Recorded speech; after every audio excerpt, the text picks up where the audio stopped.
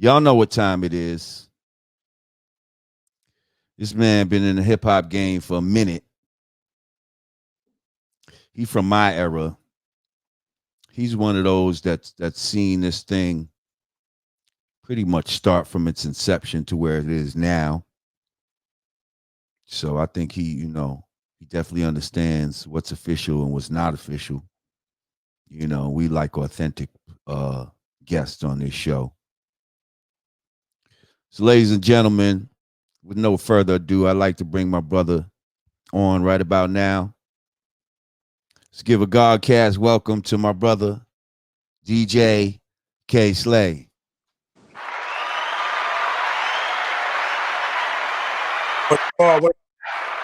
Peace, guy. Peace. How you be?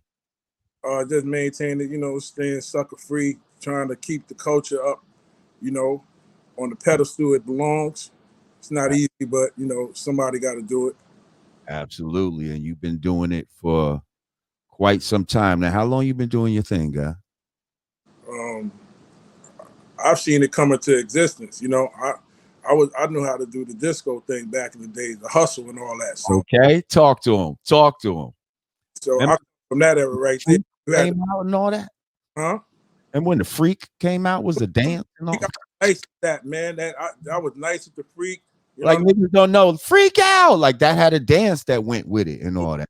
Dance that came out, you know what I'm saying? And then, but I remember the hustle thing, like if you ain't know how to do the hustle, that was your way to get up on the chicks. You had to know how to hustle. Shouts to John Travolta. You know what I'm saying? Saturday Night Fever. Now people might clown that now, but back then, if you ain't know how to hustle, you wasn't getting no chicks, B. Talk to him. Let them know. So yeah, I pretty much seen the culture, come into existence. Wait, now are you on your phone right now? Yeah. Could you turn it into landscape mode, please? Like turn it sideways. Damn. Hold on. All right, because I'm new to all this. There you go. Mm-hmm. There you go. I'm new to all this. It's good. It's all good. I like what you got on right there. I see Latigra's making a comeback. Yeah. They coming out with the dope sweatsuits and everything. So Yeah, I seen the God K Bond. Shout out Coach K. I seen him on IG with a Latigra sweatsuit, and I was like, "Yo, they bringing Latigra back?" Like, yeah, I remember back in the days, like when dudes first started boosting and shit like that. Like Latigra was the go-to shirt that we used to boost before Polo, before and all of that. Like Latigra was shit back in the days. Yeah, that's real talk, man. So I'm saying, like, how long you been doing your DJ thing? Like, I know. Okay, let's take it back. I know you started as a graffiti artist. Yes. I mean, to be honest with you, it was pretty much everything at the same time. It's just a matter of culture is a way of life. And every day, I was one of these guys too, where I kind of was doing everything at the same time. Yeah. So tell me about it. Yeah, culture is a way of life. So it's every day when we woke up, what we decided to do, whether we was going to go to the train yard, or whether we was going to bring the equipment outside, or whether we was going to throw our T-shirts with our iron on letters of our name on it to go to the next project to break dance against them. You understand what I'm saying? Or whether we was going to play basketball, everything, or whether we was going to play run, catch, and kiss with the baddies in the project. It's like whatever we decided to do. So it was really, I was doing everything at the same time. You know what I'm saying? And it's pictures of me DJing when I was a teenager from Harlem, to the Bronx. And then the same thing with graffiti. You know what I'm saying? So it wasn't like I was doing one thing and jumped to another. I was doing everything tied into the culture at the same time. What do you think you got most known for first, though? Like what did dudes really know? K Slay or Dez, what did they really know you as? All right. That's because dudes kind of is known as something. That's a breakdance dude right there. That's the DJ dude. Even though you can do multiple things, dudes might know you as this. All right. So it's hard. Like if you was from Harlem and the Bronx, I was down with the Floor Master Tops. You understand what I'm saying? Everybody knows the Floor Masters. Those were like the older squad. That was like a Ray Vaughn, Johnny Wah, for anybody that knows who they were from Magnificent Seven. That was their crew. You know, Speedy, E-Man, Spivey. That was their breakdance crew. They was over there. Ski Jump. Those were like all the Floor Masters was on that side. We was like the youngest. The younger ones, you know. And you grew up on the east side of Harlem, which East is side, yeah, from East Side, so Spanish that's Harlem. Some real breakdancing shit in itself. Puerto Ricans was getting busy on the breakdancing shit back in the days.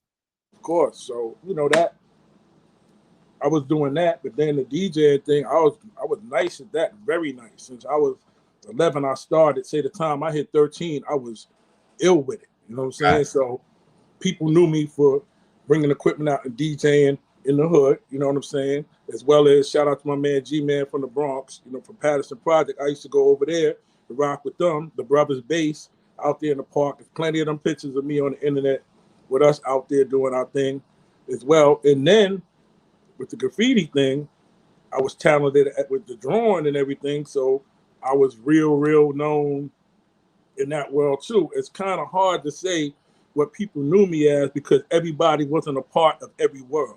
Like some people didn't understand a dude going to bomb subway cars and coloring the outside and all that. Some people didn't understand breakdancing. Like I'm built with you on that when it came to my hood, breakdancing and you know the hip hop aspect of it. Because see, I'm from Spanish Harlem. The Spanish brothers and the black brothers, we fucked with each other. But it was two rules, mostly. Don't fuck with Juanito's sister. You understand what I'm saying? Right. And you don't fuck with Derek's sister. Like, you know, kind of like we fuck with each other, but you know that little barrier, your sister with a Moreno, you know what I'm saying, or vice versa, shit got a little touchy. So we all fuck with each other now. But what I will tell you is in the beginning, when hip hop first started, all us young brothers that was into it had hell. And when I say had hell, and this is why I'm a little bit compassionate with the young brothers that's coming up now doing what they doing. Like, I don't knock them for the doing what they know and trying to get out the hood and get their money. I just wish they would study the culture a little more, but we're going to get to that. When we first started doing the hip hop, the older dudes was like, yo, you better get the fuck away from here with that fucking bullshit. Or get the fuck away from with that noise. But then we had the Latino brothers. I look at the Morenos cleaning up the floor. You understand what I'm saying? Like, boom. Then they had their bongos. They would play. We didn't want to hear that shit. They didn't want to hear it. So it was like a little clash we had with it being accepted in Spanish Harlem. Like, we had to fucking really struggle. Like, it was different. Like, you could go to the Bronx and it was like, yeah, like, you understand what I'm saying? When you got the Spanish Harlem, that shit was kind of divided. It took a while for them to really accept, you know, hip-hop. And, of course, it wasn't even called hip-hop at the time. So it wasn't even a name. You know what I'm saying? So it was hard for them to accept our culture. And we just loved it so much that we just kept doing what we was doing until the barriers began to break. You understand? So I'm from that part of the culture. You know what I'm saying? Like, I got threatened and shit for banging my box too loud and having an Africa Islam tape in that motherfucker. Or a tape with Grandmaster Caz and flashing them from the Bronx playing my shit. Like, we got barked on for shit like that. Like, turn that fucking shit down, yo. Or go near the park with that bullshit. You know what I'm saying? So it wasn't even easy in the beginning. Like, a lot of people don't even know that struggle for the culture right there we all went through. You know? Now, I remember going to the shit back in the day. I think my man, wasn't it Cutmaster DC? Remember the shit on 3rd Avenue back in the days? Used to be an old like karate school or some shit. And they used to like have the hip hop parties. B&B. Yeah, B&B. Yeah. Yeah. Exactly. Ernest ran that spot. Rest in peace. Yeah. Yo, now would you tell him like you had to be a real hip hop nigga to even know about that type of shit? Like, man, I was up in there like 16, 17 type of shit, like with older dudes and shit. My man was from Grand Projects and all that.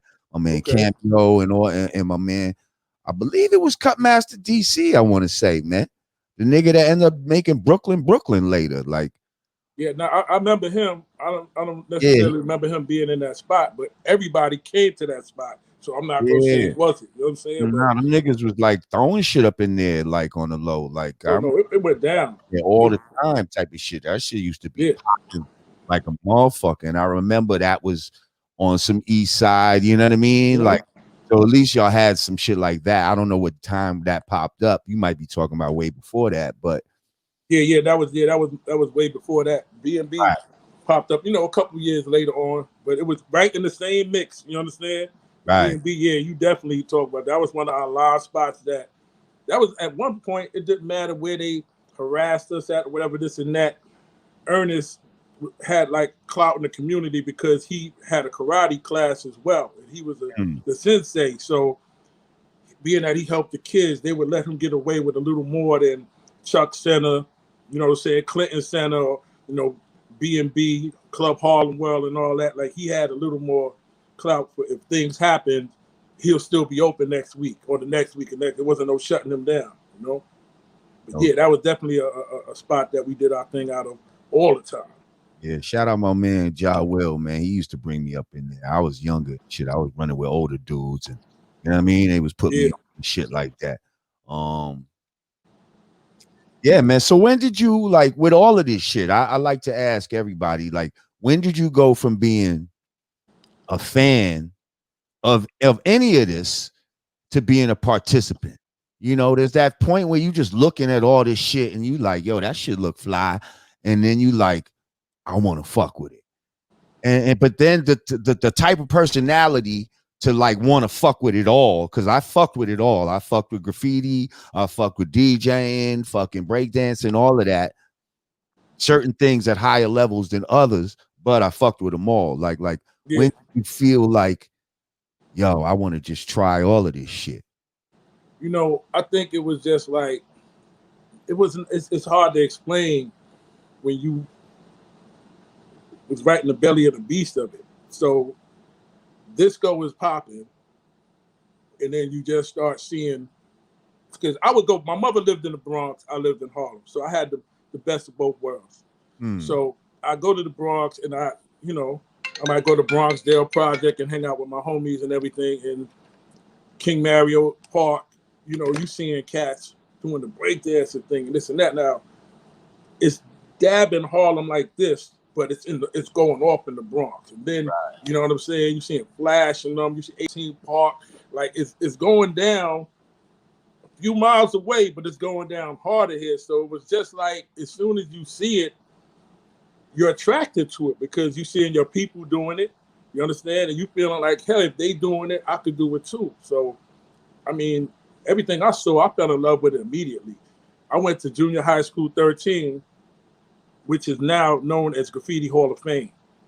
And I was also one of the Oh, co-founders. wait, you went to that school? I went to that school. Oh Yes. Yeah. wow. That's right on Wow. the 106, which Yeah, yeah, 106, 116. 106 in Park. Like Exactly. All where they right. even 106. had named the BET show 106 in Park. That's Yes, right there. yes, right So there. yeah, I went to junior high school 13. So I used to look out my window at their class and see some of the older dudes who had art in there, and I find myself ignoring the teacher and doodling on paper. You understand? Whatever till, I went and got some spray cans and then would practice on the FDR Drive because that's my project, East River Project, from 105th to 102nd Street. When you ride by the FDR Drive, that's my project right Yeah, we there. used to cut school just to go down there and just look at Yeah, that shit.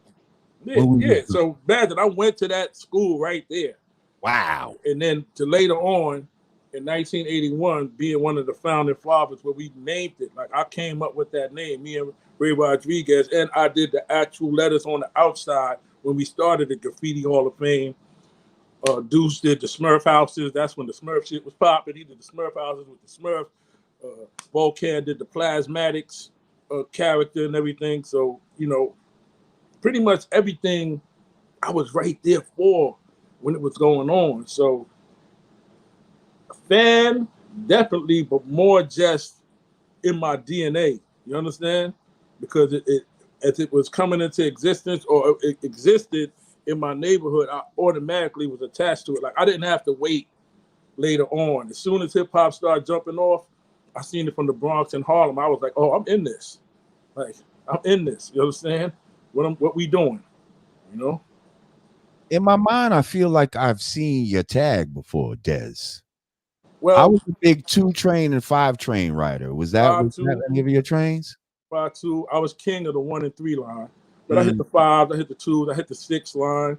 You know what I'm saying? That confused people because I was from the east side with the 6, you know, and the 4 to 5, 6 ran, but I was king of the west side line. That's because the number 3 line was in Harlem River Project, right under Harlem River, connected to Esplanade Gardens. So that ain't nothing but across to the west side. That's the last stop. That's where yeah, it's at 148th Street. So I go right to the west side, hit my man Paul one of them up. You know, they was getting money on 8th Ave, and it's crazy because it was niggas who was getting money was like, all right, I'm gonna meet you at 1 a.m. You understand? They go change their clothes, we go bomb, and then after that, we go back to doing what we was doing. You understand what I'm saying? It was like I said, everybody wasn't a part of each culture, but I played a part in everything. So, you know, I mean, yeah, Lord, man. I feel you. I feel you. Like I'm from that same spirit. Like I just used to like.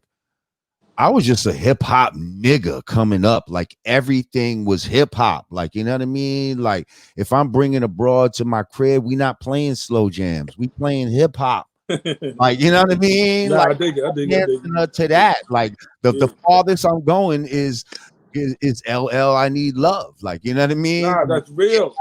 Like come on, bro. That's what I was. You're gonna come into my crib and watch me practice DJing. Like that's what I had to do. I used to cut school, DJ, and fuck with broads. Like, you know what I mean? Yeah, like, exactly. That was my shit.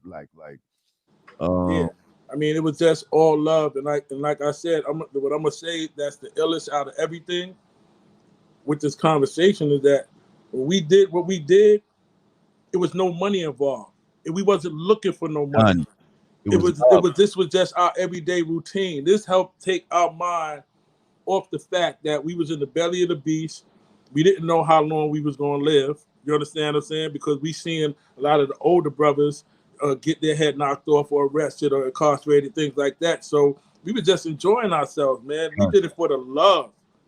It was just for the love we did it. So for it to turn into what it is now, it was awkward to me. And even when I decided to step back in, back then my name was DJ KG. Everybody knew me by KG. That was my name on the east side. I got party flyers and all that. And everybody knew who I was back then, you know, on the east side, some people from the Bronx. When I came back to start DJing again in 90, 91, I started getting my equipment back together.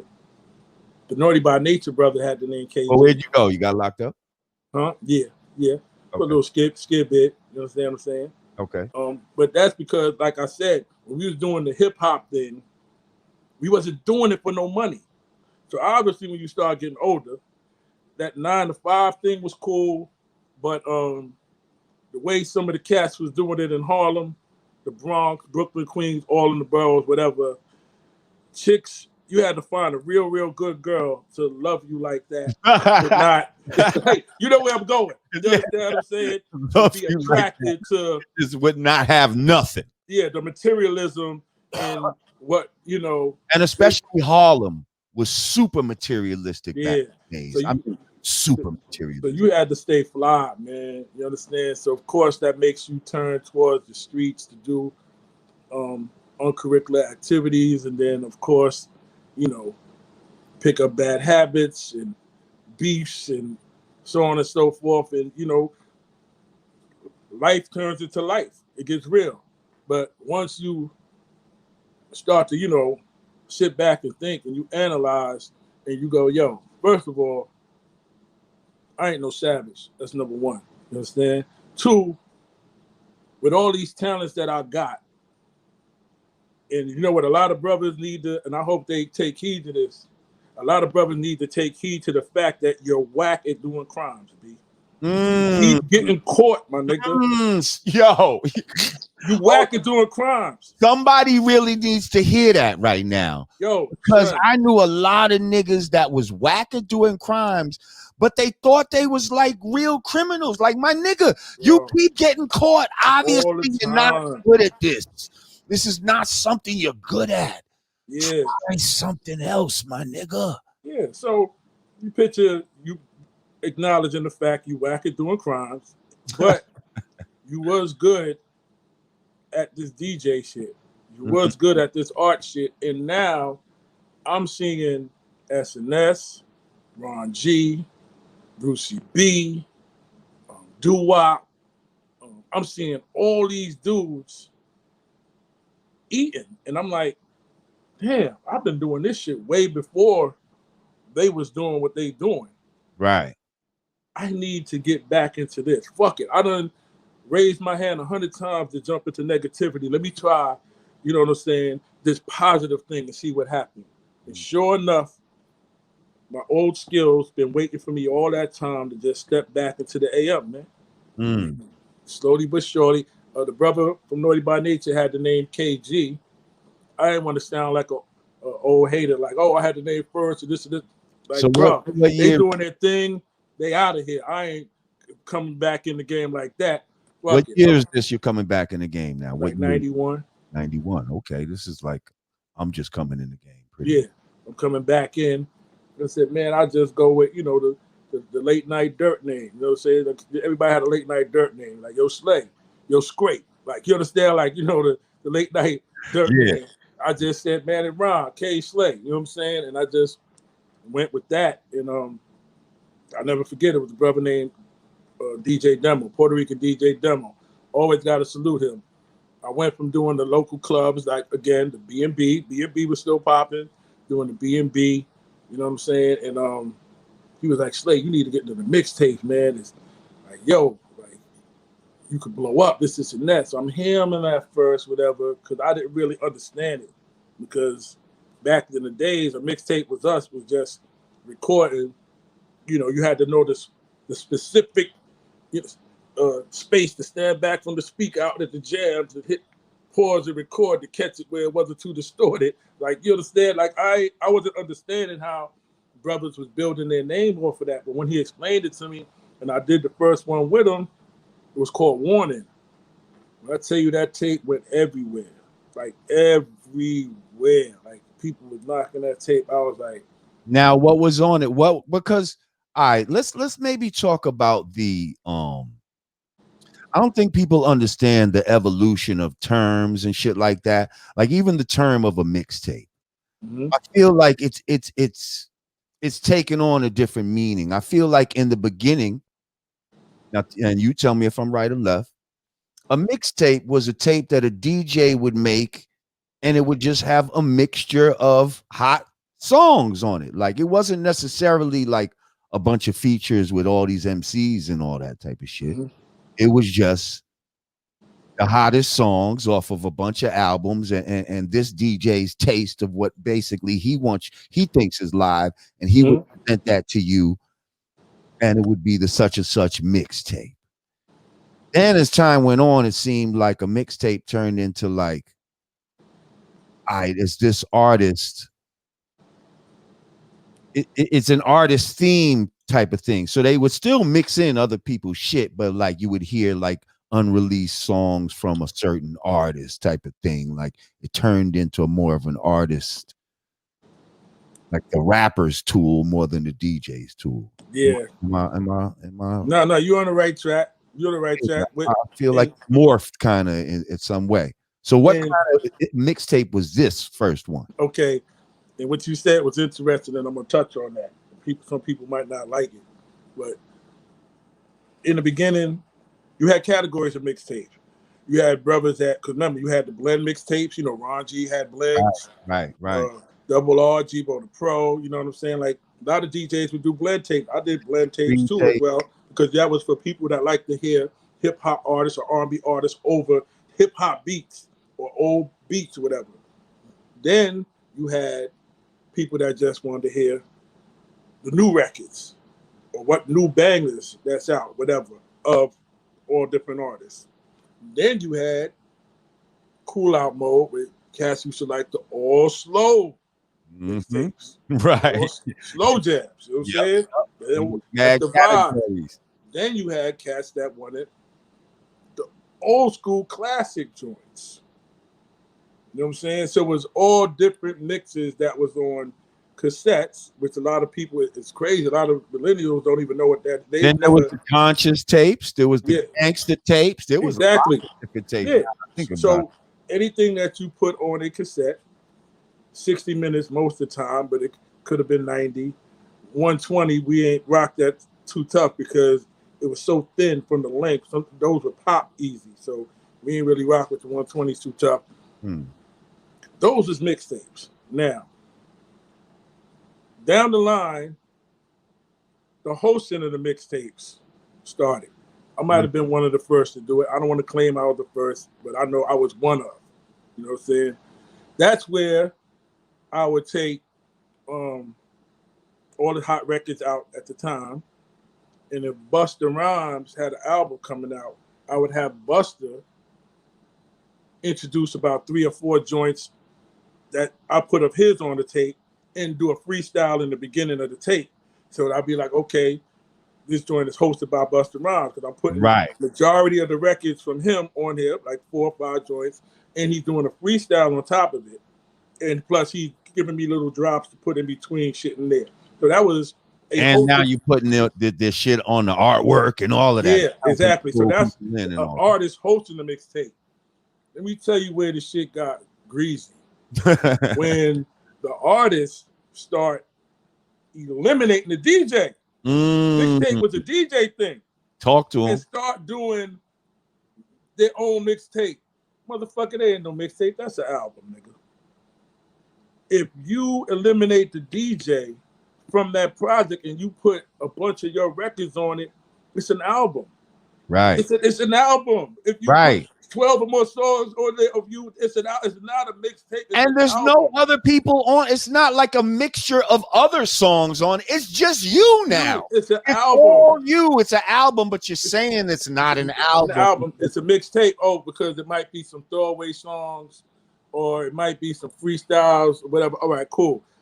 I'll give y'all that. We can still go with that. All right, I'm gonna let y'all get away with that if you want to do that. Right. But this is where it gets even nastier. You ready for this? I'm ready. When niggas say, "Oh, it's just a mixtape," but that mixtape starts taking off crazy, then they go next week, "My album is going crazy, y'all." You know what I'm saying? This is the biggest. Yo, my album is never. Right. Hold up. Yeah. Hold up. It wasn't just a mixtape. Now it's an album. It's for what situation, you know, whether if it's not doing too good, you know, it's a mixtape. Right. Blowing up, it's an album. So, you know, but at the end of the day, the mixtape thing derived from the DJ. It was always a DJ thing. When you eliminate the DJ, it kind of gets a little. You don't even let a DJ put it together, mix the motherfucker. Like fuck it, it's all about shit. But I'm gonna get Superstar J to mix the motherfucker. You know what I'm saying? Or SNS to mix it. Like y'all don't even do that. Like so, it's just like I call it contributing to the death of the DJ. And we've been dealing with that shit for decades now.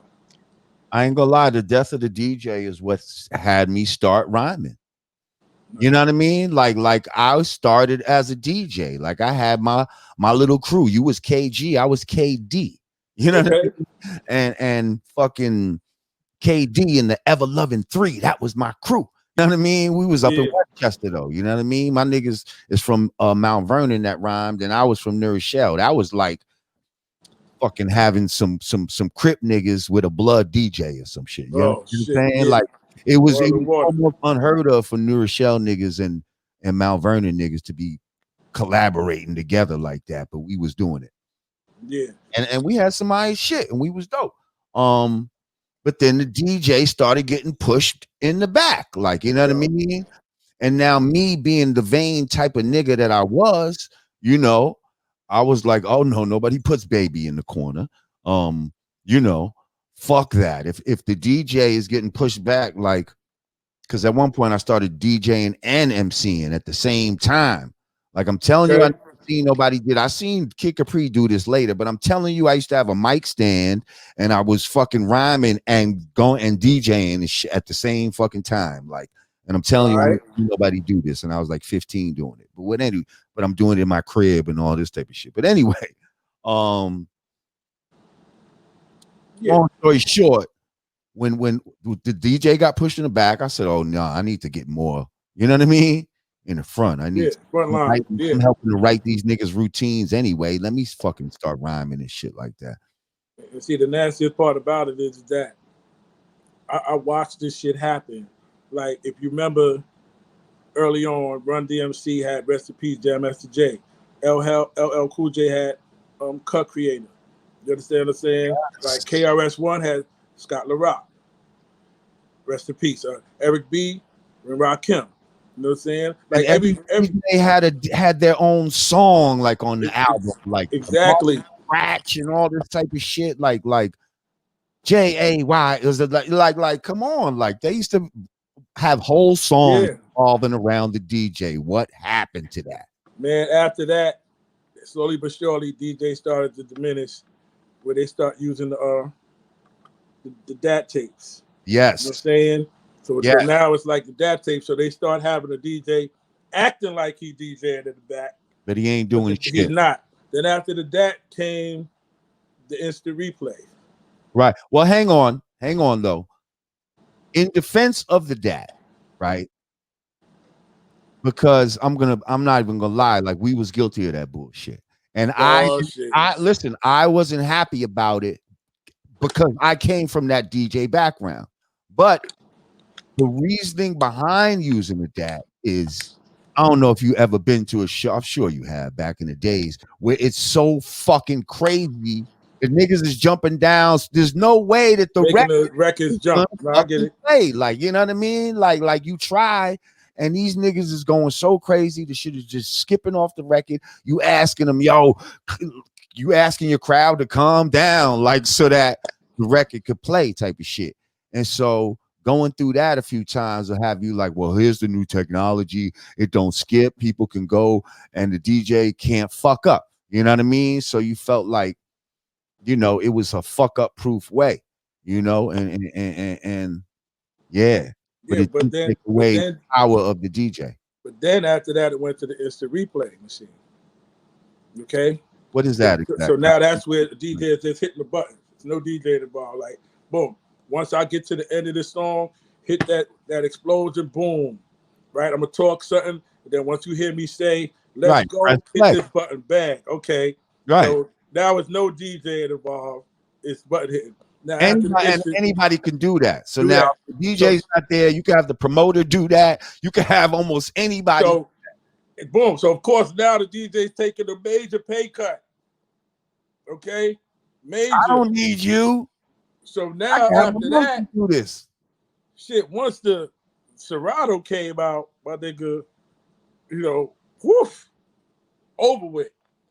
I remember I seen, and look, I'm not a hater. Anybody that can find a way to get money, whatever, that's them. But I remember seeing how much Paris Hilton was getting paid to DJ an event. Right. And again, decided to start DJing a couple years ago, or whatever. You got niggas that's been DJing 20 some odd years, and y'all arguing about giving a nigga $3,000 or some shit. Exactly. Like, exactly. But you want to give this bitch 100,000 a DJ. And so I'm looking like, this is what happens when you make this technology that eliminates the true talent and art form. Because now, guess what? They no longer need the DJ. They don't need them no more. Like, even when it comes to the club, I remember, I'd never forget, I came in the Players Club one time. That's, you know, about a good 10 years ago. I came to see the owner because, you know, I had an event going on and I just wanted to build with him before, you know, the event. And I just hear some horrible foolishness going on in the background, like all kind of scraping and dragging. And I'm like, yo, who's DJ? Like, what the hell is that? They said Leslie. I said, Leslie? What the fuck he doing? That's the owner. He was back there practicing. So when I get over there, I'm like, what you doing? He said, Oh man, K, like I mean, some nights, you know, it'd be if it's slow, say it's really, really slow or whatever. Like shit, I play music myself. I love music. Like I don't. I'm like, oh my god, like we done. Like right Son, there, I was like, we done, man. think about when the iPod came out. I remember going to like a club or some shit like that and finding out that the whole shit was being powered from a fucking iPod playlist. They were playing a playlist in Yo, like a club or some shit like that. Like the shit was crazy. no, a lot of clubs It do that was too. crazy. They do that. It's like you got to just understand. And then let's not even talk about the music that's being played in the clubs now. 30 records have the same beat, same tempo, same sounds, same format Exactly. of hooks. Yes. So you could just have an iPod playing for about 2 hours, and you never know whether somebody's in that booth or not playing music. Facts. So when I say death of the DJ, I've seen it come all the way, you know, when they start replacing DJs with the DATs, which you said was a valid excuse. But then after that, I guess they was like, yeah, well, you know, we can start shortening that bag a little something. I'm the superstar because remember, the DJ is the sole controller of the culture. It was off our our backbone that the culture was structured. Like the DJ came first. The DJ cut his mic on in the park and let the MCs early in the days do their thing. How many MCs really came to the park back in the days with their own mic?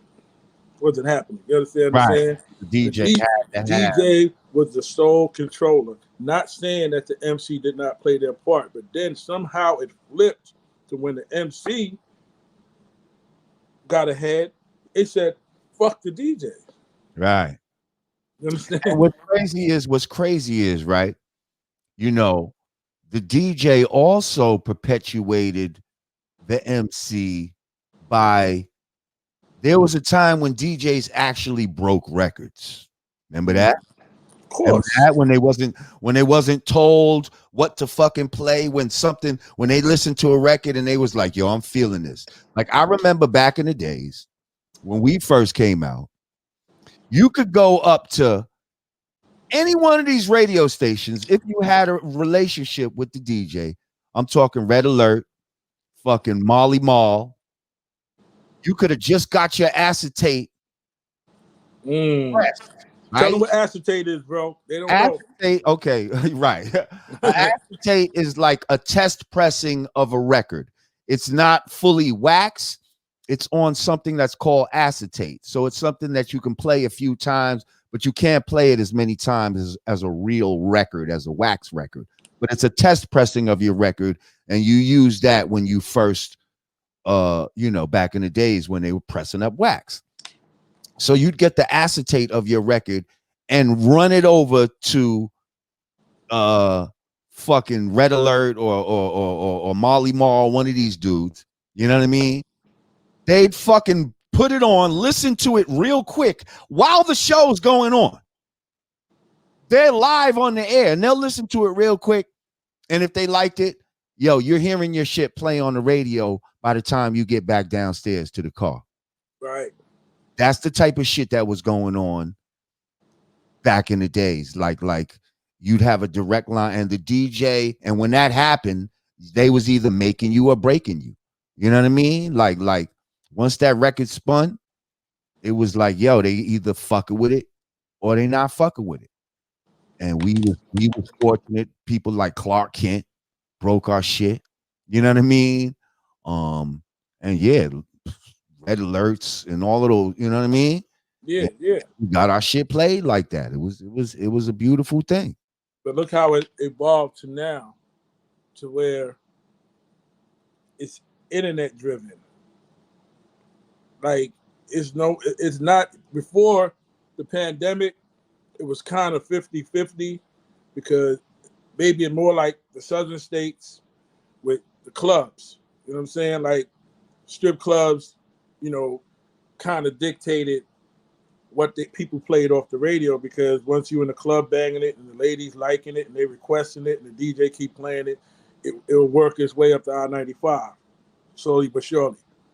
Now it's like you go, it's the playlist now, and you're looking at these websites, and people is really determining by your likes and streams numbers what's hot and what's not. Right. I find that real interesting, because if you a million likes don't mean a million people liked it. You understand? And some people just probably wasn't, trying to tear somebody down by hitting the dislike button. So just because you get a million likes, a million streams, 2 million streams, that means that's how many people looked at it. That don't mean all of them liked it. Right. So it's kind of touchy when you got a popular guy, and that's what everything is based off of now, popularity. Got a popular guy, got jewelry, cars, he's flashing the women, but he trash. Right. But here's this lyrical dude that doesn't have all of that. Talented guy. But he doesn't have all of that.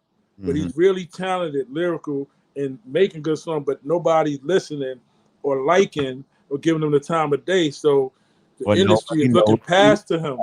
They're looking past him. They're not giving him a shot because he isn't portraying the image that they feel that they want to push. And that's why, I feel the industry is fucked up now, because anybody with an image that y'all feel that y'all could get away with it, y'all do it. Like it has nothing to do with talent. It could be a guy on the internet who slaps his mother, right? He slaps his mother. Hear me for a second. Ride with me for a second. He gets 5 million views on slapping his mother and cursing her out. It will be some cock-sucking exec that'll go, yo, if he got 5 million views and streams doing that, if we put him in the mic booth and we get him to cut a song and he does half of that, he could become something. Never rapped in his life. Never had no inspiration to, but this is the type of shit they will do to pimp our younger brothers out to make $1. And then when he wilds out later on and claps somebody, they turn their back on him. No, what they're gonna do is, right, if he made 5 million from slapping his mother, right, they're gonna say, I bet you we can get 10 million if we get him to slap his grandmother. Disgusting. You see them saying? Like, but this is kind of sick how their minds work. Yo, I sat and there's motherfuckers that will do anything for clout. Anything for so-called clout. Bro, I sat in the office with a young brother. I brought him up there on a little sly shit. Like, I was up there doing my shit, and then I brought him up there too with his uncle. 2 records and said, yo, outside of what I'm doing, I want you to hear this kid. He's talented. I said, yo, he never been arrested before. I said, he got good grades. Like, his head is on. Like, he's somebody that could be around for a while. So we playing the records, and, a certain CEO was sitting there, he listening, whatever, this and that. And he goes, can we talk to you, alone, whatever, this and that. I go, all right. I tell him, step out. He said, yeah, he's all right, but I don't know how he'll make out. I said, bro, this kid ain't never got in trouble. He ain't never shot nobody. He ain't never stabbed nobody. He ain't never used no drugs.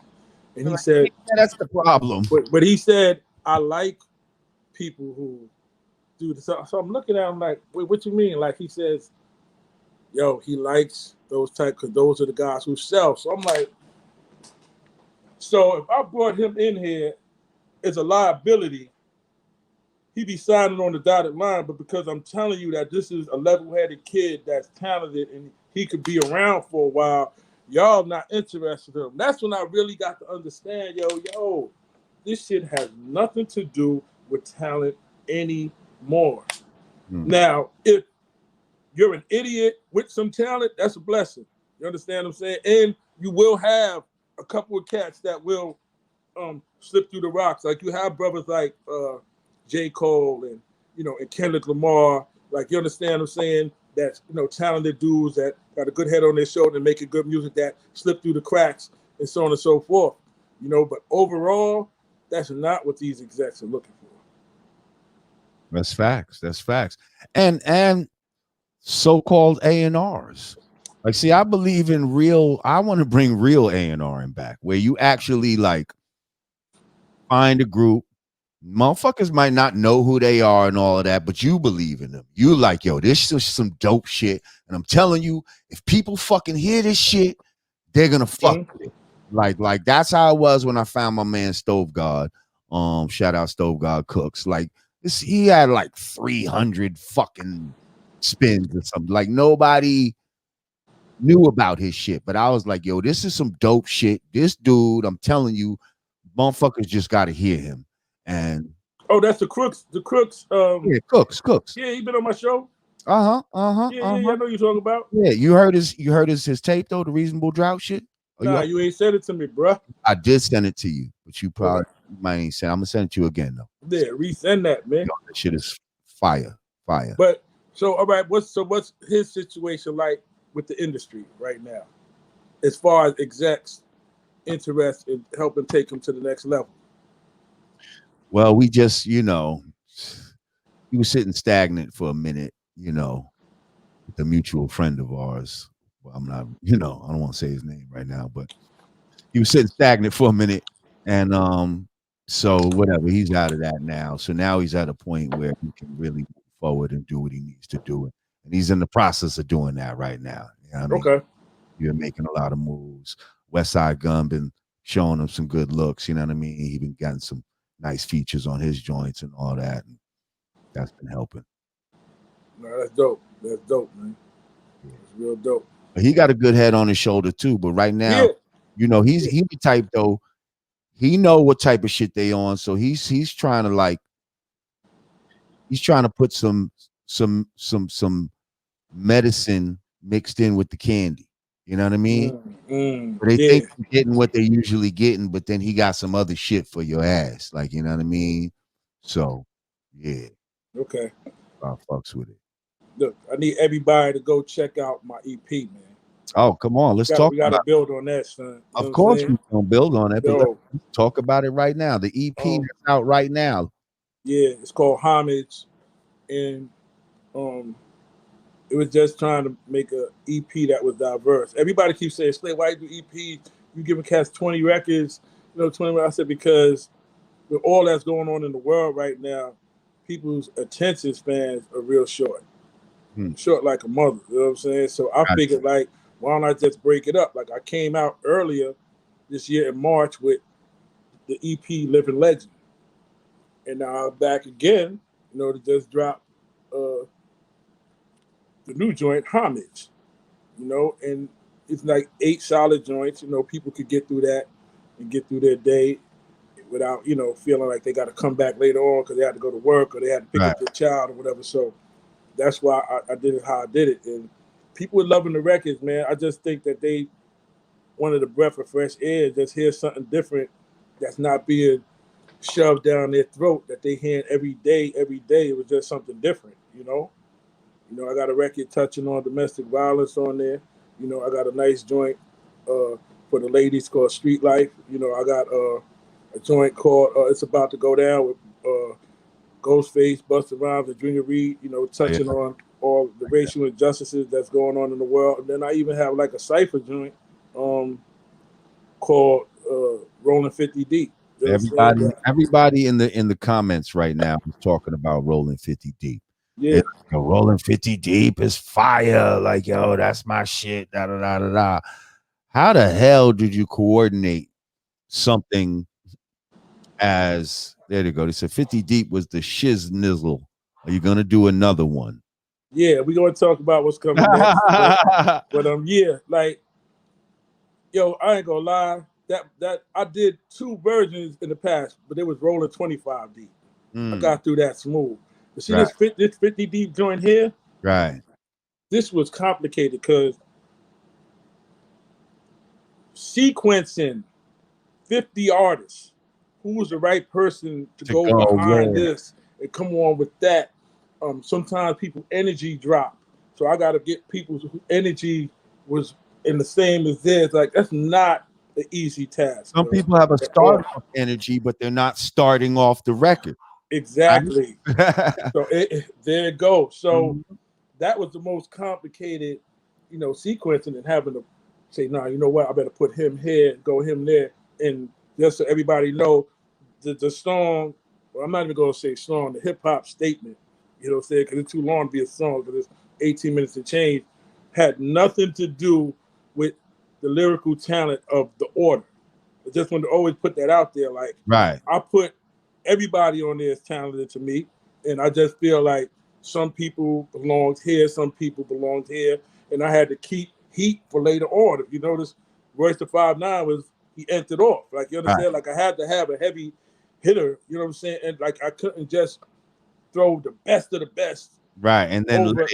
let it start slacking. Yes. You want to So I keep had to it. kind of like, Uh-huh. level it off, and that was the hardest thing for me putting it together. Then you can imagine calling 50 artists up to do your show. Right. Okay. And like, I even got to tell you what kind of, Right. The logistics that go and, into that.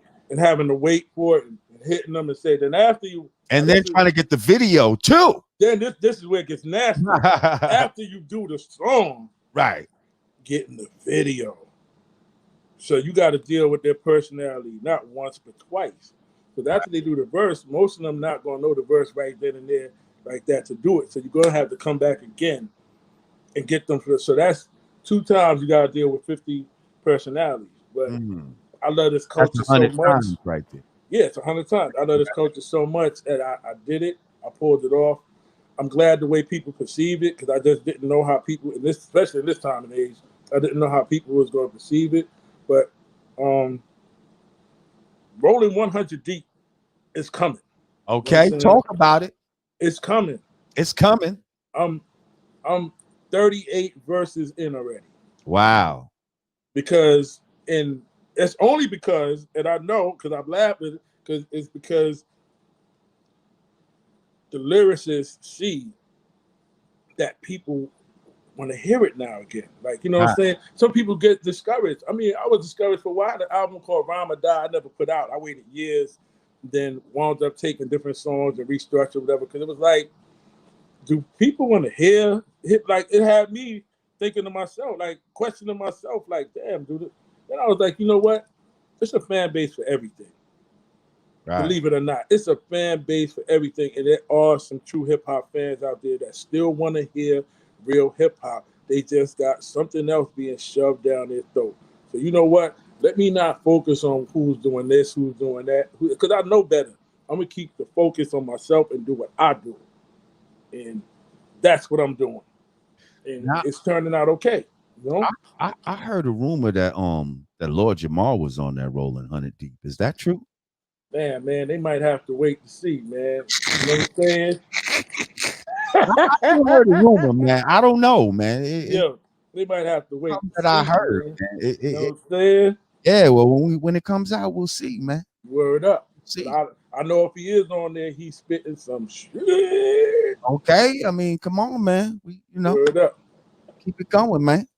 Yeah. I mean, how does it feel to have the type of respect that shit 150 motherfuckers would step up and be and be like, yo, no problem, I got you. I'm fucking with you like that. Like that's not something that a lot of people can do. Like how does it feel to have that type of respect in the game? It feels good that people acknowledge when you're trying to do something and it's not like just to benefit them. I mean, it bigs me up as far as, yes, Slay did it, whatever, but it's not a financial thing at all, because what is the royalties or streams coming from? It's not even a whole penny you get on the stream if you got 100 people on the record, and only 50% of the record is to the artist, you understand, and the other 50 to the producer. It's like a free joint, except for whoever's distributing it. You know what I'm saying? So to have people to be willing to understand and that, yo, this is for the culture right here. Like, we need to do this. We need to come out and represent. We feel good, man. You know what I'm saying? Because they don't have to do it. You know, you got some cats that, got a little weird. You know what I'm saying? But I'm not the type of person to ever, you know how you could do something for somebody 10 times and then the 11th time they don't do it, you don't do it. Then all of a sudden they want to call you this, that. I ain't that type of dude. Right. There's some people that I really needed to, but they were too busy or they didn't get it done. But they did 20 verses for me already before. So Right. I'm like, I can't be mad. yeah, exactly. All right, I got to, but a couple of them hit me for this one. You know what I'm saying? Because it's like, and it's cool. So, but to just have people acknowledge that I'm doing something for the culture and want to be a part of it, I'm grateful, man. Especially being my age and being able to hit people and have them come through, But then again, what I like to tell everybody is relationships is everything. You could have all the money in the world, the cars, the jewelry, everything, like the materialistic BS, but relationships will take you a long way. That's the reason why when I see an up and coming artist, even when your boy Crooks, once I heard about him, whatever, bang, bring him to the show. 5 years from now, Crooks on Jay-Z status, I could be yo, bro. Throw me alley-oop. He gonna be, come on, Slay, what you need? Need a verse? Need something? You understand? They don't think. Like, I'm always like, if I see somebody with talent in the beginning, I'm not the one nobody gonna have to chase, harass, or whatever to get no love. I'm gonna extend the love. Well, you're leading me to my next question right now because I think most people would definitely associate you and look at you as the one who brought Papoose into the game. We all know Papoose from fucking with K Slay. Talk about that relationship and how that came about and what you saw in him, and you know what I mean? Oh, it's funny you asked that. It's the same thing. Everybody knows my show at Hot 97. It used to be 20, 30, 40 people outside every night when I came to go on the air. The most it's been, it was 113. And I got the video footage of that for my documentary. Cars blasting, street cats from all over, not starting no trouble, anything, all out there to hand me their demos. And what I would do is listen, and if it was clean, whichever ones I could get on quick enough before my show, like here was dope, I played brothers on the air. You understand what I'm saying? Papoose used to be out there. And the funny thing with Papoose is that him being from Brooklyn and the kids he was running with, he was a little aggressive. I didn't like when people tried to be a little, pushy or whatever. Like, I'd be like, yo, Slay. Yo, you need to listen to my shit. Yeah. After a while, he started getting a little bitter. Yo, I've been coming out here a few weeks. I said, come a few more weeks. Like, cats have been out here before you, whatever. And I remember my man Hood was like, Slay, just listen to his CD, whatever. Because me and him almost got into me and his people. You know what I'm saying? Because, it ain't no. Me every week. It ain't no, you know what I'm saying? It's not that type of thing over here. Yeah. And I'll never forget going home, and I woke up one day, it was on the weekend, and I popped his CD in and I started listening, and I was like, nah, B, this can't be this dude here. He got lucky here. Boom, hit the next one. Boom, hit the next one. I was like, yo, this kid, nice. So now I'm sitting here like, how am I going to approach him to show love after I did without so hasty? You understand? I had to figure out a way. So I said, I'm just going to call him. So I called him, and it was so crazy. When I called him, he was at his enlightener's wake going through. And he was like, Slay, I'm going to wake him and hit you back. Like, he let me know afterwards. So when he hit me back, I said, bro, you on the show this Wednesday. Pardon me, this Thursday. He said, for real? He said, yo, you don't know what this means. Like, I've been trying. I said, bro, you up here, just come and do what you do. I lined them up because I always line people up. I'm 99% sure it was, what was it, Havoc? No. It was, I had Dragon and Havoc, I believe, there. Or Dragon and Littles. It was one of them. I know I had them there. You understand? Like, I threw them in the Lions there. And this crazy Negro did alphabetical slaughter live on the air over another beat.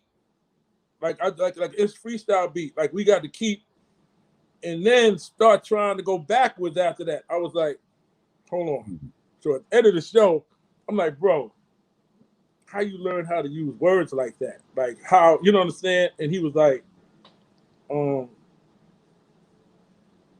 I was younger, they told me Malcolm X had read the whole dictionary when he was incarcerated. I said, so you read the whole dictionary when you was incarcerated? He said, no, I was never incarcerated, but I read the whole dictionary. I said, you read the whole dictionary in the street? He goes, yeah. So, Lord, how many people you know is going to take the time out to read a whole dictionary? A kid from Brooklyn, from the hood. That means not only can you read these words, know the meaning of these words, I could tell you to do anything, any way, and you can get it done. And that's what made me want to rock with him. That I could tell him, look, make a song about this topic, make a song about that topic, and he gonna touch on it and elaborate it in such a way that it's gonna grab people's mind. He was just ahead of his time. You understand what I'm saying? Boy was too intelligent, but that's what attracted me to him. Right. It took a while. It took 4 years? We got that $1.5 million deal. We got the deal and everything. Right. Then the Divine Evils. And what was that? Who was that deal with? Jive Records. Okay. You know, R.I.P. Chris Lighty. He had walked us into that. First, we was getting, cats offering 500,000 and 700. We was like, nah. I said, bro, I promised them I was gonna get them an M or better. And when they came with the 1.5, I was like, bro, we out of here. We going with this. And Chris Lighty, rest in peace, had left right in the middle of our situation. And the Divine Evils started trying to play Divide and Conquer. Of course, calling him. It wasn't Dave was over there though, right? Huh? Dave Lighty was at job. He was there too, but he was like in the cut. He wasn't a part of our situation. Right. But then, Divide Evils was like, calling him to do this, calling them to like doing things they shouldn't have did. And certain incidents happening, and then we had just parted ways with them, but he's still here. He's still standing tall. He's doing good, Yes, he is. Between TV and his music, he's doing real, real good, Real good. I don't feel like, I took an L dealing with him. I feel like I won, Shout out to the God. Now, you said he was at his enlightener's wake. Now, more than 1 year, I've been a witness to you and Papoose attending our annual show and prove for the Nation of Gods and Earths. Tell me your connection or your relationship that you might have with the gods that makes you feel like you need to show up and you know what I mean, represent for the gods. I mean, when I was younger, I always had it was an older brother in my project named Justice that would give us the lessons and make us study. Like he was just like, and if you didn't know when he stopped you, if you didn't know the mathematics, he was going upside your head, So, but even though I was always a knucklehead, you understand, I always was in tune what was going on, and I knew Allah B, and Allah B, peace, and Shabu, from BK, like a lot of the older guys, when things was going on, and they would tell me, I ain't gonna mention no names, that certain individuals that always act like they represented it would never show up.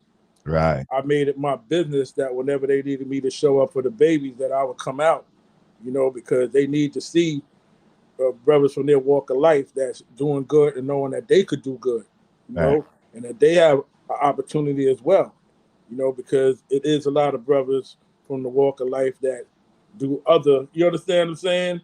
And, it is what it is, not being judgmental, but that's my connection, and also a lot of the teachings helped save my life, even though a lot of times with me, I'm not an argumentative person.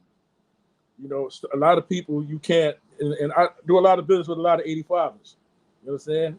And I cannot find myself trying to convince them that the black man is God, or understand what I know. So I keep it in my heart, unless I need to enlighten somebody or somebody got an open mind, then I'll build with them. Other than that, right. I won't. And then even some of the gods I don't build with, because they ain't building anything. They destroying.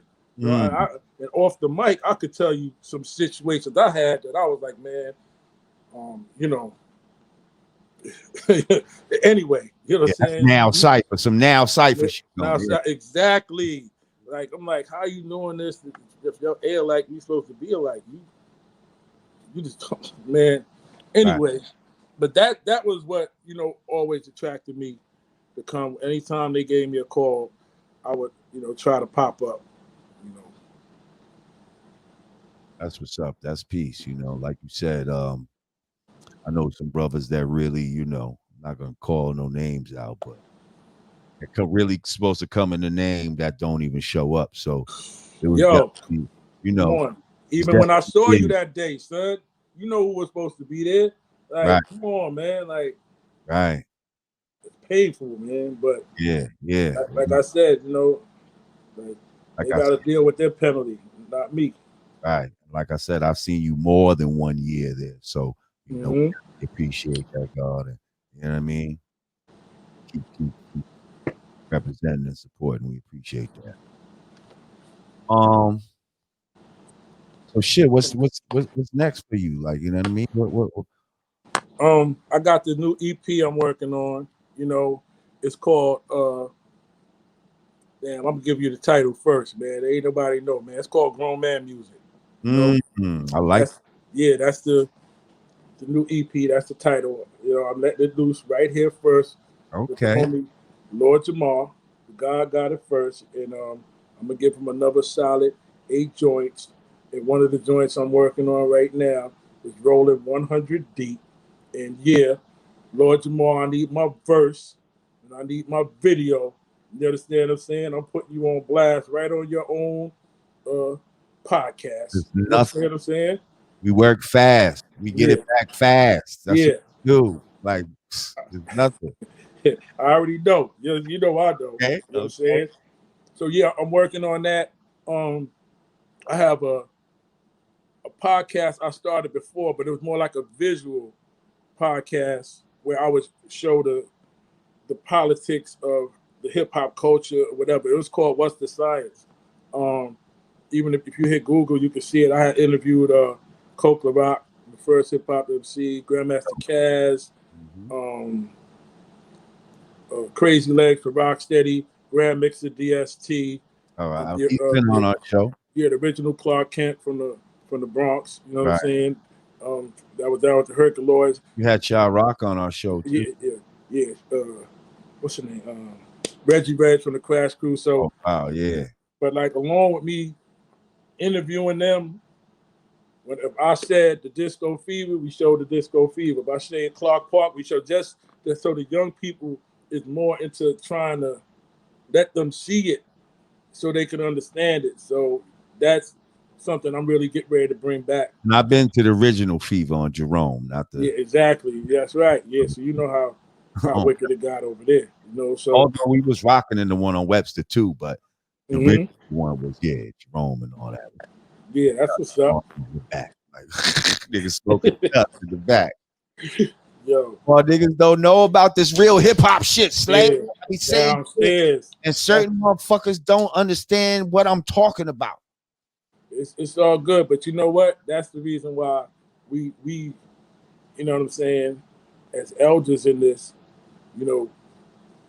we can't hold them accountable for what they don't know. And that's why I'm adamant about bringing back my little hip-hop education podcast. And it's just about showing them. Like, all I interview is legends and have them telling how it is now and how it was, and just showing them the difference and how it started and what they used to do, so people could know their names and pay homage to them, like, because it bugged me out. Like, I had Coke LaRock in the studio with me yesterday. This is the first MC of hip hop. This was Kool Herc's MC. Right. For those of y'all that That's don't. right. From the first hip hop party, August 11th, 1973, 1520, the community center. Kool Herc and his sister Cindy, back to school jam. Okay? You know what I'm saying? Those of y'all don't know, that's the birth date of the culture. This was the first joint. Coke the Rock from there. Now, how many records have y'all heard Coke the Rock on? How many people out there don't even know what he looked like? Like, you understand, this is how disgusting it is. So Right. even if you want to skip past him, let's go to Melly Mel and Grandmaster Caz. They make their rounds or whatever, but it's a lot of people that could have even just put them on the intro or brought them out at a show just to. And a lot of Okay, I'm people gonna tell don't. you somebody who gets overlooked that would fall into this type of situation, and you'll definitely agree with me. Spoonie G. Oh, come on, of course, man. Spoonie You know what I mean? That's the come on, man. These niggas with his That's the fucking Godfather. with the shit he was saying. That's He the was giving us Godfather. life lessons. You know what I mean? Telling niggas don't be a trick and all of this type of shit, and they only gonna fuck with you. You know what I mean? Because you got money and weed and coke. See you later, alligator. Win you all of that shit. Yo, and niggas don't throw Spoonie G. You know what I mean? Matter of fact, the only one that be looking out for Spoonie G is Kumo D. Kumo D be bringing Spoonie G around on shows and shit like that. You know what I mean? Yeah. But yo, a lot of motherfuckers need to. You know what I mean? Nah, that's real talk. That dude, bro. Real quick, this brother Ray's Realm said rolling 50 deep is a milestone in rap history. Why do you believe most of the popular hip hop YouTubers failed to cover it? You know what? Well, the most popular didn't fail to cover it because we here covering it. Okay, so the most popular YouTube that needs to cover it is covering it right now. But yeah. I can't speak for the others. What do you think about that? You know, that's a good question. I'm very curious now that he's mentioned it because I've never really acknowledged that. But then, you know, maybe they're really not into the culture as they claim to be. You know what I'm saying? Don't forget, we got the coaches and we got the culture vultures. You know what I'm saying? So everybody that's a part of the culture ain't in it because they love it. Some are in it just because they can make money off of it. I'm not necessarily saying that's the situation with them, but if you part of this culture and a record comes out with 50 prominent lyricists and they going off, that spans a lot of fucking time of hip hop too, like the whole from beginning to now. Like I went from Caz and Melly Mel to Benny the Butcher and them. Like the hottest from then to now. Like I put it right there. Go come on, like I covered West Coast, I covered East Coast. I had Ice-T on there, Trick on there from the Midwest. Whoever had Twister on there from Chicago, remember like Bun B from Houston. Like, come on, I made sure I balanced it out. Got to be somebody y'all like on there, like. And y'all gonna act like that ain't historic? Well, you see what I'm saying? Radio stations are questioning their blackness. They call themselves black, but we'll see if they'll play this. You know what I mean? It's that same type of of mindset. Like you claim that you hip hop, but we'll see if you play this. You know what I mean? Like, are you really hip hop? Are you really about this shit? Then why you ain't like ranting and raving over this shit right now? But you know what, man? At the end of the day, you know, I ain't even got to push this shit because this type of shit sells itself. You know what I'm saying? So if they don't come aboard now, they'll come aboard sooner or later because after a while, dope sell itself, right? Yeah, exactly. You don't want to be left out. Some monumental shit like don't let it get monumental. 5 years from now, shit is in a goddamn museum or this and that and the third, and your name isn't there for covering it or talking about it. They talking about how Lord Jamar and this individual and that individual was ones who shed light to it, this and that and the third. You know why. But I'm gonna tell you one thing: this rolling 100 deep is coming. You know what I'm saying? So all the fans of hip hop, you know what I'm saying? We gonna do it one more time, and I just hope some of the brothers that's not really into the culture of the talent side like that, fall in line and understand what a lot of these brothers that's on this track have sacrificed for you to be able to be where you at financially and living comfortably. And I'm glad y'all can do that, but I just say pay homage, man. If you don't know where you come from, you ain't never gonna get to where you got to go. Like this the only genre that they will tell the old cats they need to retire or need to quit. Do you know how dumb you sound when you tell somebody that? That's just like you taking away the foundation of your house and expecting the shit to still stand sturdy. You know what I'm saying? Through the test of time. It's ridiculous. Like, you know, you don't hear anybody telling the Rolling Stones they need to retire. You know what I'm saying? You never, any genre of music, you never would hear them say to my brother Junior Reed, he need to retire from the reggae side of music. Like, you don't hear that. Only in hip hop do they not respect the founding fathers and where the culture come from. And I'm just gonna keep doing what I do on my watch, man. Just hope some people come around and add on. That's all. That's what's up. And if a nigga wanted to get some fly ass Kazals like you rocking, god damn, with the case slay shit, where would you get those? Yeah, man. You know what? I ain't gonna lie. Where'd you get those? These it was a spot in Brooklyn, down around where Albee Square Mall in that section, down there. And the Albee Square Mall ain't even there no more. Yeah, so that section right around there that had these downtown Brooklyn. Downtown Brooklyn, yeah, Fulton, like around there. Yep. You know what I'm saying? You know, and they'll put a little bedazzle on them. You know what I'm saying? Whatever you want. You know. All right, fuck. Yeah, man. Yo, Slay, we appreciate you, man. Fucking, you know, definitely a friend to the Godcast. Come through when, you know, whatever you know what I mean? Whenever you feel, whatever project you got, come back when the 100 Deep, you know what I mean? Oh, yeah. Deep it drops and all of that. Play the shit on here and all of that. We could play the video and all of that, man. So I didn't know that. So we'll be back, man. Yeah. We could actually have played the 50 Deep on here. Yeah. I wasn't even thinking, but yeah, we could come on back and we do all of that. You know what I mean? Okay. Peace. Appreciate you, man. Thanks for the love, man. Real talk. No doubt. All right. Peace. Peace.